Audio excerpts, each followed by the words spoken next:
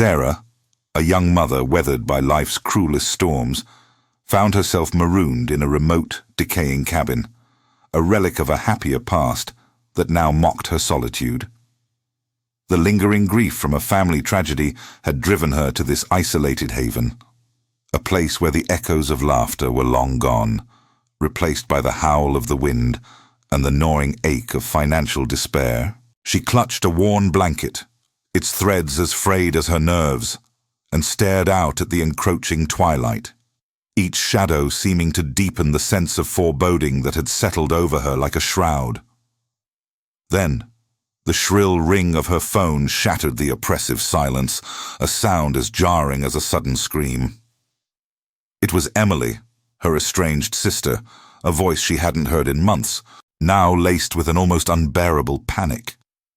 Emily's words tumbled out, disjointed and frantic, hinting at unseen eyes and an omnipresent threat. "They're watching me, Sarah. I swear, every shadow. He knows what I found." The connection, already tenuous, crackled violently, then died, leaving Sarah grasping at a silence far more terrifying than the noise. A cold dread seeped into her bones, tightening its grip with each passing second. Sarah's thumb danced frantically across the screen, redialing Emily's number again and again, but only the maddening drone of a busy signal or the impersonal greeting of voicemail answered her desperate pleas. Outside, the sky had turned a bruised purple, and the first fat drops of rain began to pelt against the cabin's single window, quickly escalating into a fierce, howling gale. The storm, mirroring the tempest in her soul, further cemented her isolation, making the world outside seem an impenetrable, hostile entity. Her phone, her last fragile link to the outside, flickered ominously, its battery icon a sliver of red, a stark reminder of her precarious situation. Anxiety clawed at her throat. She tried to reach local authorities, but the remote location meant her signal was intermittent, a frustrating dance between connection and silence. In her desperation, a forgotten memory surfaced, a coded message Emily had taught her as children, a secret language for when they were truly in trouble. She mumbled the phrase to herself, a childish incantation against adult horrors. Just as despair threatened to consume her, a faint, distorted message from Emily crackled through, barely audible over the storm's fury. It was a fragment, a whisper, hinting at a hidden danger, a threat so profound it seemed to emanate from the very air around her. A chilling sensation prickled her skin, the unmistakable feeling of being watched, an unseen presence lurking just beyond the periphery of her vision. Her gaze drifted towards the long, winding driveway, almost swallowed by the overgrown trees. Partially obscured by the churning branches, an unfamiliar vehicle sat parked, its dark silhouette a stark intrusion on her isolated world. Before she could fully process the implication, the cabin plunged into darkness as the power flickered violently, then died. A gasp escaped her lips, swallowed by the sudden, suffocating blackness. Her heart hammered against her ribs as she fumbled blindly for a flashlight, her trembling fingers brushing against cold, unfamiliar surfaces. A sudden, deafening crash from outside ripped through the roar of the storm, making her jump, a raw, primal scream catching in her throat. She instinctively pressed herself against the cold glass of the window, peering out into the swirling chaos. Through the distorted veil of rain and darkness, a shadowy figure moved near the cabin, a silent, menacing spectre. The storm intensified, a furious symphony of wind and rain, making it impossible to discern any clear details, blurring the lines between reality and nightmare. A terrifying realization washed over her. She was utterly alone, completely vulnerable. Her mind, racing through the terrifying possibilities, latched onto another forgotten piece of Emily's past. A secret emergency number, given to her sister years ago for extreme situations only. With trembling hands, guided by muscle memory, she dialed the number, a desperate plea for a lifeline. The phone connected, and a calm, professional voice answered, cutting through the storm's fury. 911. What is your emergency? Sarah struggled to articulate the maelstrom of fear and urgency that consumed her, her words catching in her throat. My sister, Emily. She's in danger. I think someone's after her. And me. The dispatcher's voice remained steady, a beacon of calm in her personal tempest. Ma'am, I need you to tell me exactly what's happening. And please, try to stay calm. Then the dispatcher asked a seemingly innocuous question, one that made Sarah freeze, her blood running cold. Her mind raced, trying to process the implications, a profound unease washing over her, a feeling of being trapped. The storm howled outside, mirroring the turmoil within her. She considered hanging up, the sudden dread overwhelming her, but her desperate need for help overrode her fear. The dispatcher repeated the question, her voice unwavering. Sarah looked around her dark cabin, feeling an invisible presence, the caller's panic intensifying as she realized the true nature of the dispatcher's inquiry. The line went silent for a moment, thick with tension. Are you calling from inside the house? Or outside of it? The dispatcher's words hung in the air, a peculiar question that twisted Sarah's already frayed nerves into a tighter knot.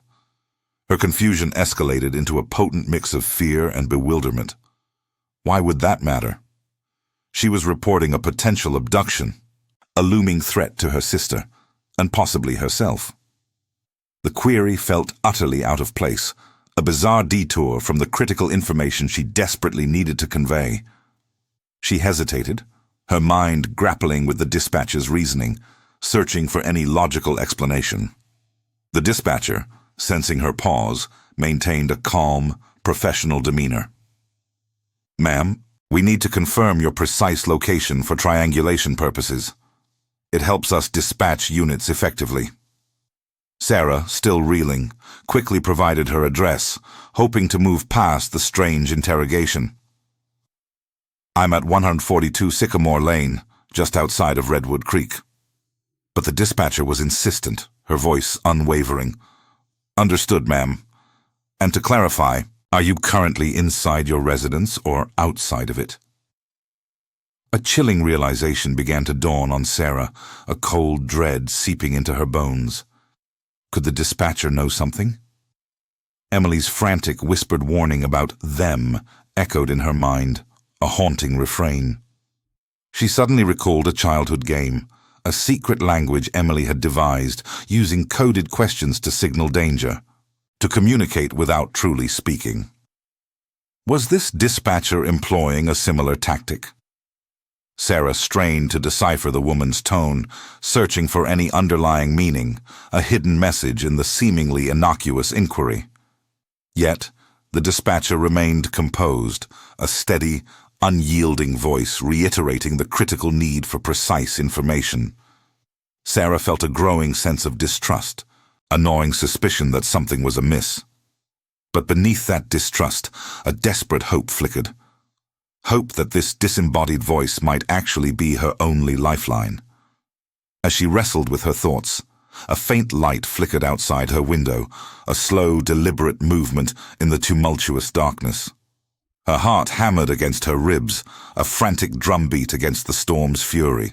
She struggled to maintain her composure, her breath catching in her throat. Do you have any information about Emily?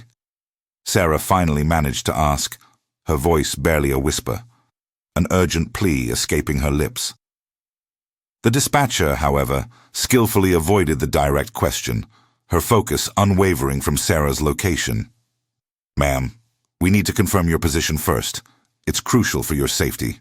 Sarah considered lying, fabricating a story about being outside, but a deeper instinct warned against it, fearing further complications, further alienation from her only potential help.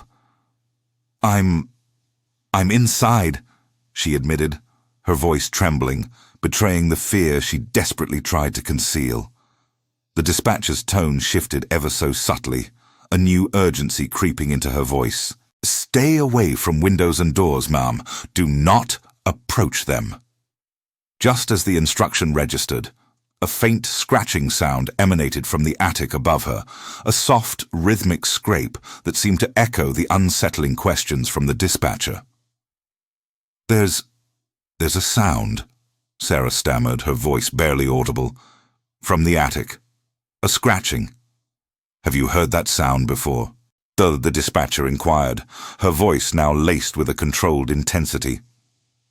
Sarah's mind raced back, conjuring fragmented memories of her grandmother's tales, old stories about the cabin and its hidden secrets, whispered warnings of things that went bump in the night. Before she could fully process the memory, a sudden, violent jolt shook the entire cabin. A heavy thud followed as something fell from a shelf in the kitchen, shattering the silence. A raw, primal scream tore from Sarah's throat as the phone slipped from her trembling grasp, clattering to the wooden floor. "Sarah! Sarah! Are you all right?" The dispatcher's voice, now sharp with alarm, cut through the escalating fear, a lifeline in the deepening chaos. Sarah scrambled, her shaking hands fumbling for the phone, finally retrieving it. As she brought it to her ear, she caught a faint, muffled conversation on the dispatcher's end, a low murmur of voices she couldn't quite discern. "Are you all right, ma'am?" the dispatcher repeated, her voice steady once more. Sarah, breathless and terrified, described the unsettling events, her voice cracking with emotion. "The cabin, it shook. Something fell, and that sound from the attic." The dispatcher's voice remained calm, a stark contrast to Sarah's rising panic. "Remain calm, Sarah. Follow my instructions precisely." A surge of adrenaline coursed through Sarah's veins, a cold, hard realization of the grave danger she was truly in. "Are there any other occupants in the house with you, Sarah?" the dispatcher asked, her voice now softer, more direct. "No," Sarah whispered, her vulnerability amplified by the admission. "I'm alone." The dispatcher's questions, now sharper and more probing, began to hint at a deeper, unsettling connection to Emily's disappearance. "Did Emily have any known enemies, Sarah? Was she involved in anything dangerous?" Sarah's first instinct was to deny it, to protect her sister's image, to shield her from potential judgment, even in this dire moment. "No, of course not," she murmured, a faint tremor in her voice. But as the words left her lips, a series of fragmented memories flickered through her mind. Emily's increasingly secretive behavior in recent months, the hushed phone calls Sarah had overheard, the way Emily would abruptly end conversations whenever Sarah entered the room. She recalled a particularly heated argument they'd had just weeks prior, a tense exchange that had ended with Emily storming out, muttering something about getting involved with the wrong people, and Sarah not understanding. The words now resonated with a chilling clarity. Swallowing hard, Sarah confessed to the dispatcher, her voice heavy with a burgeoning sense of guilt. She's been acting strangely lately, very secretive. And we had an argument about her getting involved with some people. The dispatcher remained silent for a moment, processing this new information. Then, her voice returned, calm but insistent. "Did Emily ever mention a specific organization or group? Sarah? A name, perhaps?" Sarah racked her brain, searching through the jumbled fragments of her memory. And then it surfaced, a whisper from a late-night phone call, Emily's voice laced with a worry Sarah hadn't fully understood at the time. "The Collective," Sarah blurted out, the name feeling heavier than it sounded. She mentioned the Collective once. Sounded really worried about them. A palpable shift occurred in the dispatcher's tone, a new gravity settling into her words. "The Collective," she repeated, the name no longer just a whispered fear, but a confirmed entity. "We know of the Collective, Sarah. They are a dangerous, shadowy organization." The revelation sent a fresh wave of ice through Sarah's veins. The dispatcher's next words were a hammer blow. "Emily might be in grave danger, Sarah. And by extension, so are you." A profound sense of guilt washed over Sarah, a bitter taste in her mouth. How could she have been so oblivious, so wrapped up in her own struggles that she hadn't seen the signs, hadn't listened more closely to Emily's anxieties? "How do you know about them?" Sarah asked, her voice barely a whisper, a desperate plea for understanding. The dispatcher's voice, though still professional, held an underlying current of experience. "We've been tracking them for a while, Sarah. They're very good at staying hidden. It seems Emily might have uncovered something the collective wanted to keep very, very secret." Then, another memory pierced through Sarah's fear. A cryptic email from Emily, sent weeks ago, filled with a seemingly random string of numbers and letters. Sarah had dismissed it as a glitch, or perhaps Emily's strange sense of humor. "She sent me an email," Sarah stammered. "A strange one. Just numbers and letters." The dispatcher's response was immediate and urgent. "You need to find that email, Sarah. Now." The storm outside raged on, its relentless assault on the cabin making concentration a monumental effort. Sarah struggled to locate her old laptop, a relic she rarely used, buried beneath a pile of old books and forgotten papers. Finally, her fingers brushed against its cold, metallic casing. She pulled it out, but the screen remained stubbornly black. The battery was dead. Despair threatened to overwhelm her. "It's dead. She choked out, tears welling in her eyes. "The battery's completely dead." The dispatcher, unfazed, calmly guided her. "Do you have a generator, Sarah? An old one, perhaps?" Sarah remembered the ancient, sputtering generator in the basement, used only during the longest power outages. "Yes," she managed, "in the basement." "Go start it," the dispatcher instructed, her voice a beacon in the encroaching darkness. "We need power for that laptop." With a deep, trembling breath, Sarah ventured into the damp, echoing darkness of the basement. The air was thick with the smell of earth and decay. Her hands fumbled for the generator's pull cord, muscles protesting as she yanked. It sputtered, coughed, and then, with a hesitant groan, roared to life, casting flickering shadows across the walls. She raced back upstairs, her heart pounding, the hum of the generator a distant, unsettling comfort. Her hands trembled as she plugged in the laptop. The screen flickered to life, the familiar startup sequence a torturously slow dance. Finally, the desktop appeared, and Sarah, guided by the dispatcher's calm voice, navigated to her email. There it was, Emily's cryptic message, a jumble of characters that now held the key to her sister's fate. "Okay, I have it," Sarah whispered, her voice tight with anticipation. The dispatcher began to guide her step by step through the process of decoding the message. The seemingly random numbers and letters slowly began to reveal a pattern, then a meaning, a series of geographical coordinates, and a specific date. "These coordinates," the dispatcher stated, her voice grim, "they point to a remote, abandoned research facility, deep in the wilderness." A cold dread settled over Sarah. The full gravity of Emily's discovery and the immense danger she was now in became terrifyingly clear. It seems Emily might have been trying to expose the collective, the dispatcher concluded, a chilling finality to her words.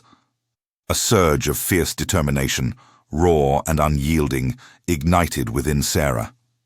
She would help her sister, no matter the cost. The decoding of Emily's messages continued, each revelation tightening the knot of fear and determination in Sarah's stomach.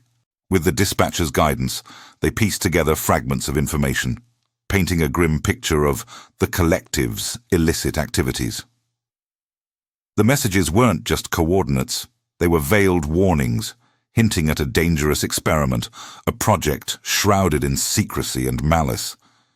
It became horrifyingly clear. Emily wasn't just investigating. She was a whistleblower, meticulously gathering evidence to expose their dark machinations. Sarah, the dispatcher's voice cut through the static, laced with a new urgency. They know Emily was onto them, and now they know about you. The dispatcher confirmed Sarah's deepest fear, stating unequivocally that the shadowy figure lurking outside her cabin was almost certainly one of the collective's operatives. As if on cue, a distinct, ominous creaking sound echoed from the floorboards directly above Sarah. Her breath hitched. A silent scream caught in her throat. There's someone in the house," she whispered, her voice barely audible, thick with raw terror. "Stay silent, Sarah. Hide. Now," the dispatcher commanded, her tone sharp and unwavering. Panic surged, but Sarah forced herself to move, her limbs stiff with fright. Her eyes darted around the dimly lit room, searching for refuge. A small, dusty crawl space beneath the stairs, long forgotten, suddenly seemed like her only hope. She scrambled into its cramped confines, dirt and cobwebs clinging to her clothes, her heart hammering against her ribs like a trapped bird. Footsteps, heavy and deliberate, sounded from the floor above, slowly, agonizingly approaching. Sarah clamped a hand over her mouth, trying to control the ragged, desperate gasps for air that threatened to betray her. The dispatcher, her voice a low, steady whisper, continued to relay instructions, a lifeline in the suffocating darkness. A thin beam of light pierced the gloom of the cabin, dancing across the walls. Through a narrow crack in her hiding spot, Sarah saw a shadowy figure, illuminated by the bobbing flashlight, moving stealthily through the living room, searching every corner. Her phone, a fragile link to the outside world, flickered ominously, its battery icon a critical, desperate red. The signal, too, was weakening, a cruel twist of fate. "Stay hidden, Sarah. Stay silent," the dispatcher urged, the urgency in her voice palpable. The figure moved towards the kitchen, the clatter of cabinets being opened echoing through the cabin. Then, an unmistakable sound that sent a jolt of ice through Sarah's veins. The distinct click of a gun being cocked. A wave of nausea washed over her, the acrid taste of fear filling her mouth. She squeezed her eyes shut, bracing for the inevitable. The figure returned to the living room, their heavy footsteps vibrating through the floorboards directly above her hiding place. Sarah could feel their presence, a chilling weight pressing down on her. The dispatcher's voice, though faint, continued to whisper, a fragile thread of hope in the terrifying silence. After what felt like an eternity, the footsteps receded, heading towards the bedrooms. Sarah slowly exhaled, a long, shuddering breath she hadn't realized she was holding. Her entire body trembled uncontrollably. "Prepare to move, Sarah," the dispatcher instructed, her voice now a little louder. "When the opportunity arises, you need to get out." They began to discuss a desperate escape plan, a frantic strategy born of necessity.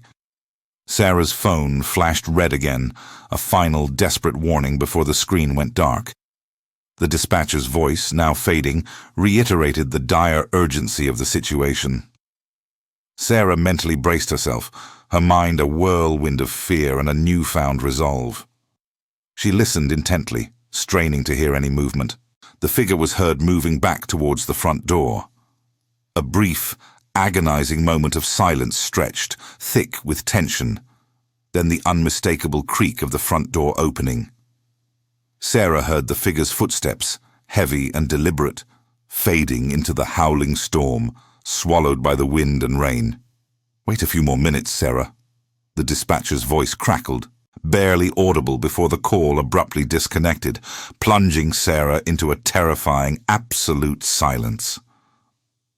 The silence that descended upon the cabin was more terrifying than the storm's roar, a vacuum where the dispatcher's voice had been. Sarah lay motionless in the cramped crawl space, every nerve ending screaming. Minutes stretched into an eternity, each tick of the imaginary clock amplifying her isolation. Finally, the dispatcher's last instruction echoed in her mind. "Wait a few more minutes, Sarah." With a deep, shuddering breath, she pushed herself out from beneath the stairs, her limbs stiff and protesting against the sudden movement. The cabin was a mausoleum of shadows, each corner harboring a potential threat. She moved with an unnatural stealth, her bare feet barely disturbing the dust on the floorboards, each step a calculated risk. The dispatcher, even in her absence, seemed to guide her through the oppressive darkness, her whispered plan a phantom presence.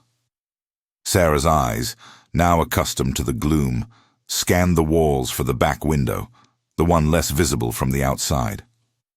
It was old, painted shut with years of neglect, a stubborn adversary in her desperate bid for freedom. She gritted her teeth, her fingers clawing at the frame, but it wouldn't budge. Panic began to bubble, a cold, insidious dread. Her gaze darted around, landing on a heavy iron poker from the fireplace. Without a second thought, she seized it, the cold metal a stark contrast to her trembling hands. With a surge of adrenaline-fueled desperation, Sarah swung the poker, smashing the glass with a deafening crash that echoed through the silent cabin. Shards exploded inwards, glinting briefly in the faint light before scattering across the floor. The sound, so loud in the stillness, was a siren, surely alerting the operative who had left moments before. "Hurry, Sarah!" a phantom voice urged, a ghostly echo of the dispatcher's warning. She scrambled through the jagged opening, a sharp pain lancing through her hand as a shard of glass sliced her skin. She barely registered it, driven by an instinct for survival. She landed on the muddy ground outside, the relentless rain instantly soaking her clothes, the cold seeping into her bones. The storm, a furious symphony of wind and water, was now her ally, its chaos providing a cloak of invisibility. The dispatcher's voice, though no longer physically present, continued to resonate in her mind. "Move towards the dense woods behind the cabin." Sarah didn't hesitate. She plunged into the thick undergrowth, thorns tearing at her skin and clothes, the wet leaves slapping against her face. Behind her, distant shouts pierced the storm's roar, followed by the frantic flashing of lights from the direction of the cabin. The operative had returned, alerted by the shattered window, their pursuit reignited. Sarah pushed herself harder, her lungs burning, her muscles screaming in protest. The image of Emily, trapped and in danger, fueled her every agonizing step. She stumbled, her knee scraping painfully against a hidden root, but she forced herself up, ignoring the throbbing ache. A sudden rustling in the leaves nearby sent a fresh wave of terror through her. Someone was following, closer than she dared to imagine. "Hide, Sarah! Find cover!" The dispatcher's urgent whisper resonated. Her eyes darted frantically through the swirling darkness until they landed on a massive, hollowed-out log, a natural sanctuary in the chaos. She scrambled inside, the cold, damp wood pressing against her, the earthy smell filling her nostrils. The heavy footsteps of the operative grew louder, closer, each thud a hammer blow to her heart. She could see the erratic beam of their flashlight sweeping through the trees, closing in on her position. The light paused, hovering near her hiding spot. She heard the operative's heavy, ragged breathing, so close she could almost feel it. Sarah held her breath, every muscle tensed, praying with every fiber of her being that they wouldn't find her. The dispatcher's words, a mantra of strength, echoed, "Emily is strong, Sarah. You are too." After what felt like an eternity, the light moved on, the footsteps receding into the tempest. Sarah waited, her body trembling uncontrollably, before daring to move. The dispatcher's guiding voice, now a memory, urged her deeper into the woods, towards a specific landmark she had described. Exhausted, terrified, yet fueled by a fierce determination, Sarah pushed forward. She realized with a chilling clarity that the dispatcher, despite their physical absence, was still her only hope. A glimmer of hope, fragile but persistent, ignited within her as she recalled the dispatcher revealing they were sending a team to her location. But with that hope came a renewed, gnawing fear for Emily. She longed to ask about her sister's progress, to know if she was safe. The phantom dispatcher admitted they were still working on it, but had a lead. Sarah's resolve hardened. She would find Emily, no matter the cost, no matter the danger. As Sarah pressed deeper into the unforgiving wilderness, guided by the phantom voice of the dispatcher echoing in her memory, a more complete, terrifying picture of the collective began to form.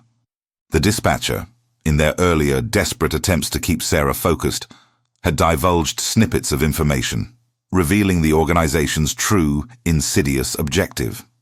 Not mere power or wealth, but absolute control over a groundbreaking experimental technology capable of manipulating human consciousness itself. Sarah's blood ran cold. The full, horrifying extent of the danger Emily had unwittingly stumbled into, and the peril Sarah herself now faced, became brutally clear. It was a race against an enemy capable of bending reality, or at least perception, to its will. Then, a subtle shift in the dispatcher's tone, a tremor beneath their calm professionalism, betrayed a deeply personal connection to the collective. It was a fleeting moment, but Sarah, hyper-aware in her fear-heightened state, sensed a profound emotional undercurrent, a hint of past betrayal that resonated with her own pain. The dispatcher had reluctantly shared a story, not of a stranger, but of a loved one, lost to the organization's ruthless pursuit of this terrifying technology. The raw grief, barely concealed, spoke volumes. This revelation, a shared wound, forged an unexpected, powerful bond between Sarah and the disembodied voice. In that moment, Sarah wasn't just a desperate caller, and the dispatcher wasn't just a faceless authority. They were two individuals united by a common enemy and a shared sorrow. A surge of empathy washed over Sarah, strengthening her resolve, understanding now the deep, personal motivation driving the dispatcher's unwavering dedication. The dispatcher had admitted they had been trying to dismantle the collective for years, a solitary, relentless crusade. Emily's accidental discovery, her unearthed information, was not just a lead. It was crucial, a vital piece of the puzzle that could finally bring the organization down. Sarah realized, with a chilling certainty, that she was no longer merely a victim or a sister, searching for her lost sibling. She was now a key player, an unwitting pawn in a dangerous, high-stakes game that stretched far beyond her remote cabin. The dispatcher's final instructions, before the phone had given its last, dying gasp, were to head towards a remote safe house.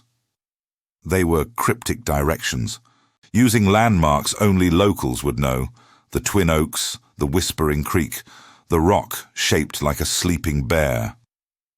Sarah, now navigating solely by instinct and the fading echoes of their words, pushed through the treacherous terrain. She encountered unexpected obstacles. A massive fallen tree blocking her path, a swollen creek, its waters raging from the storm, threatening to sweep her away. Each challenge felt insurmountable, a test of her dwindling endurance, but the dispatcher's remembered encouragement, their calm, guiding voice, spurred her onward. Then, with a final, heartbreaking gasp, her phone battery died, plunging her into complete silence. Panic, cold and absolute, seized her. Her only tether to help, her only connection to the outside world, was gone. She felt utterly alone, vulnerable, swallowed by the vast, dark forest. Sarah squeezed her eyes shut, desperately trying to recall the dispatcher's last instructions, the precise sequence of landmarks. She continued forward, relying on her instincts, on fragments of memory, her desperate hope the only light in the oppressive darkness.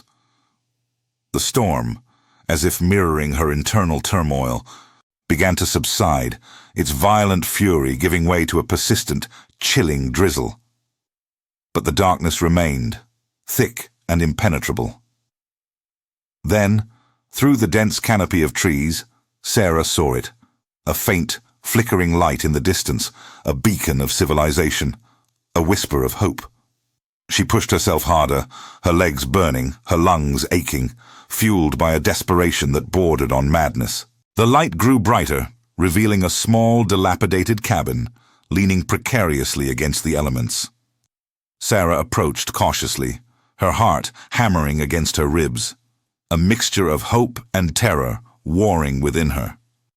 She noticed subtle signs of recent activity around the cabin, faint tracks in the mud, a wisp of smoke from a barely active chimney. And then her eyes landed on it, a hidden symbol etched into the weathered wood of the door, a specific marking the dispatcher had described, two intersecting lines forming an almost invisible X.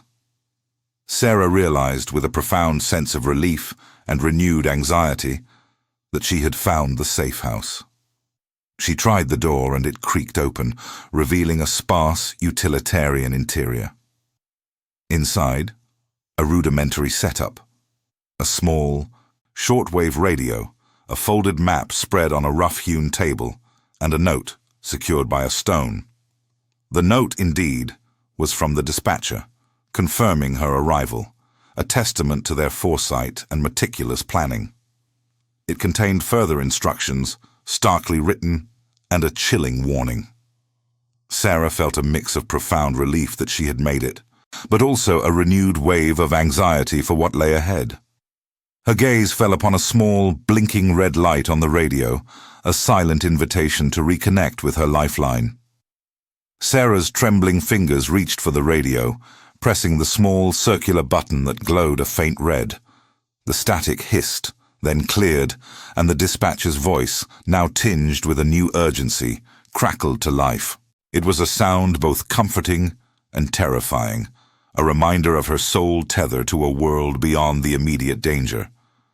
The dispatcher wasted no time, revealing the chilling truth. The collective had tightened their grip on Emily. They had moved her, not to some distant, unknown location, but to the abandoned research facility, precisely the one marked by the coordinates Emily had cryptically sent. A cold dread seeped into Sarah's bones. The facility was a mere hour's drive from her cabin, a stone's throw from her recent terror. Time was now a luxury they couldn't afford. The dispatcher, their voice firm but laced with a barely perceptible desperation, outlined a daring rescue plan. It involved a small, highly trained team, ready to infiltrate the facility. But Sarah, her resolve hardening with each word, insisted on going with them. She would not sit idly by while her sister remained captive.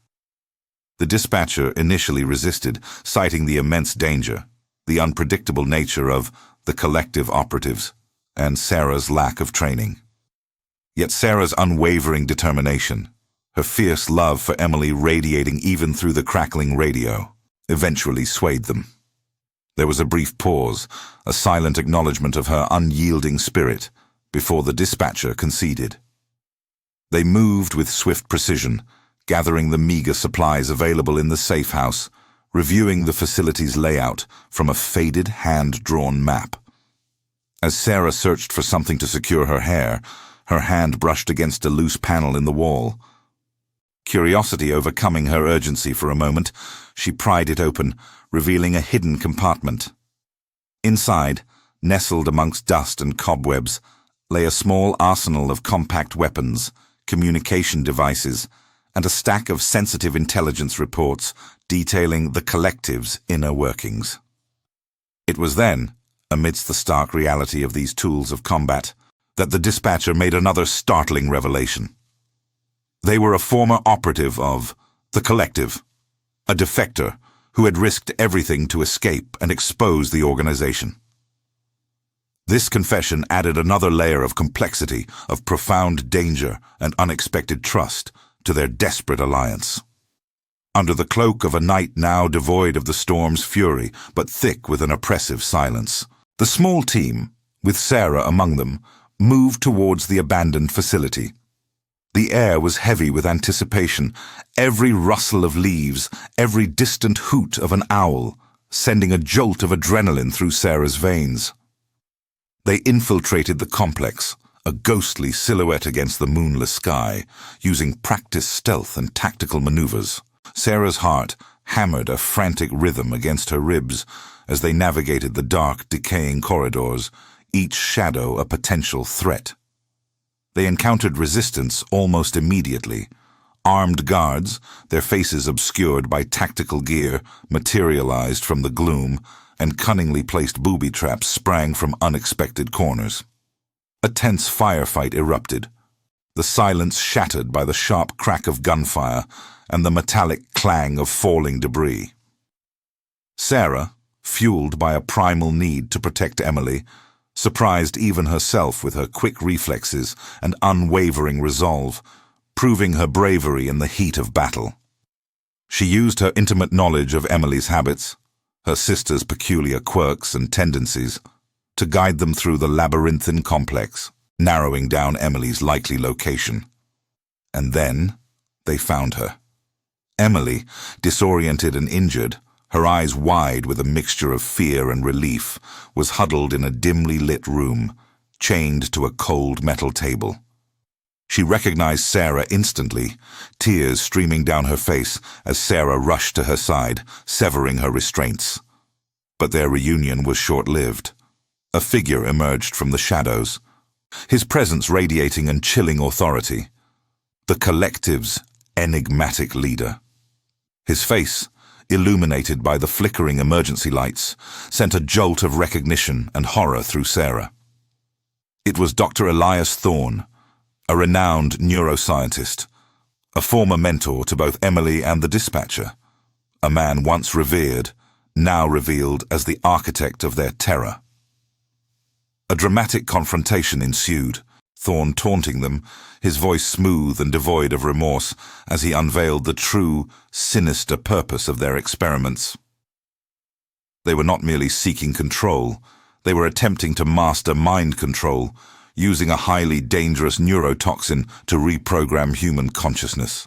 Emily, her voice weak but resolute, revealed she possessed a crucial piece of evidence, a data chip containing undeniable proof that could expose the collective to the world.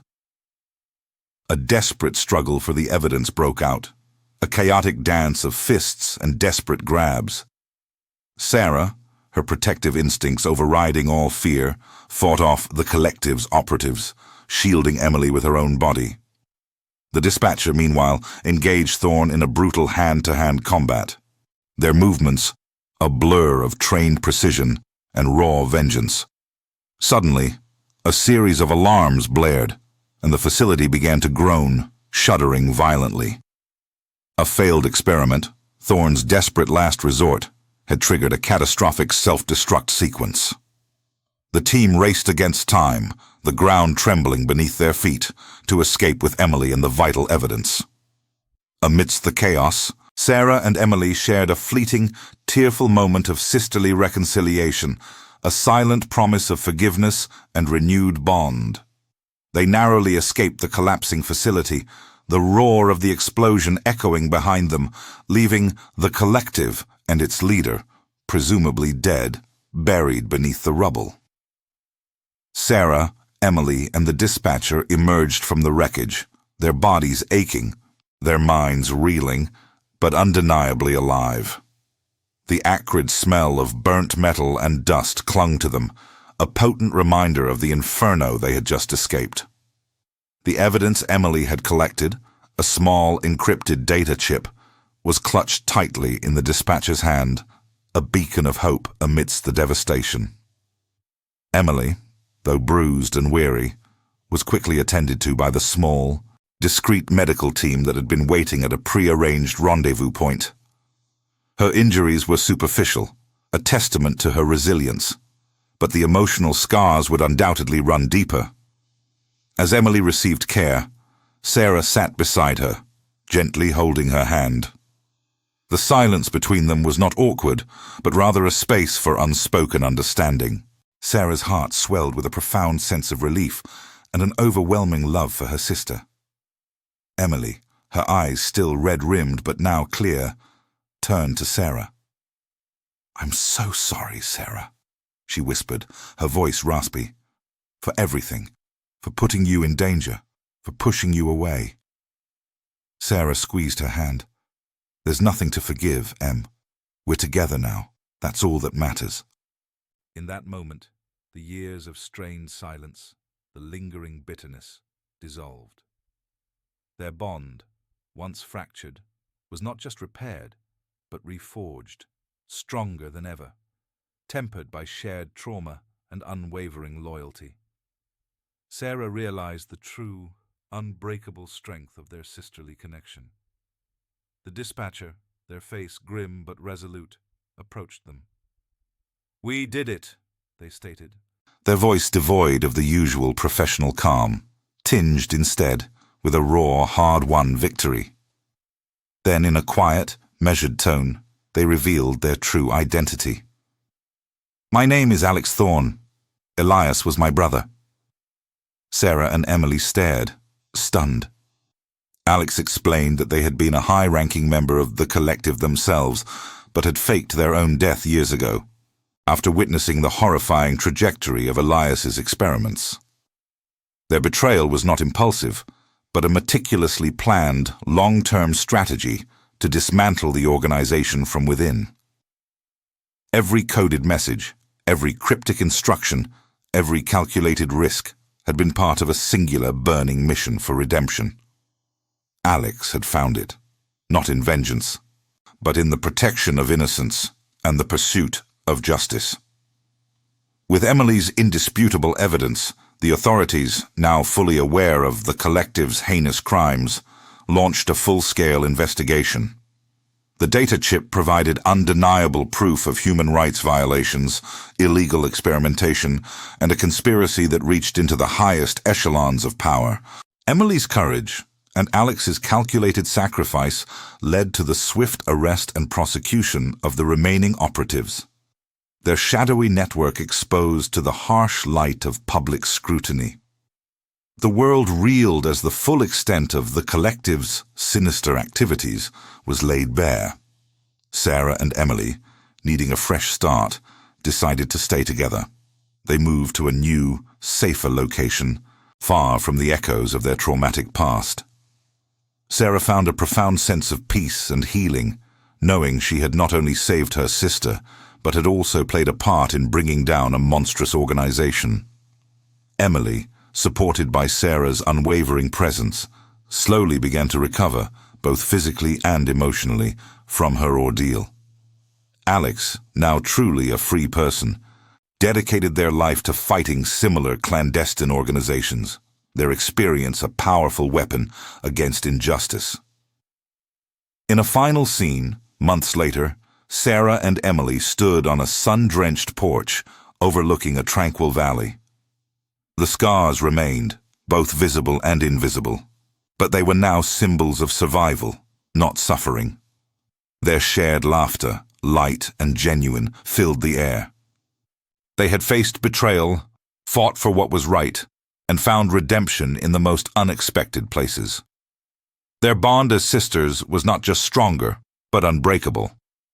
The lingering threat of the collective was gone, but the indelible lessons learned about courage, sacrifice, and the enduring power of family remained. The future was uncertain, as all futures are, but they faced it together, with open hearts, unwavering courage, and an unshakable hope. Later that evening, Sarah received a final anonymous message on her new secure phone. A single, silent emoji of a watchful eye, confirming Alex's continued vigilant watch.